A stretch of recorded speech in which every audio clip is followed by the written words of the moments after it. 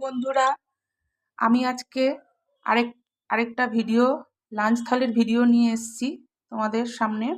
দেখো আজকে আমি লাঞ্চ থালিটা কি দিয়ে সাজিয়েছি, চলো দেখাই। দেখো কচু পাতুরি, মানকচু পাতুরি একটু ছিল, সেটুকু নিয়েছি। আর এদিকে শালগমের তরকারি করেছি কষা কষা করে, সেটাও নিয়েছি। আর গলা মেটে একদম কষা কষা করে করেছি, সেটাও নিয়ে নিয়েছি।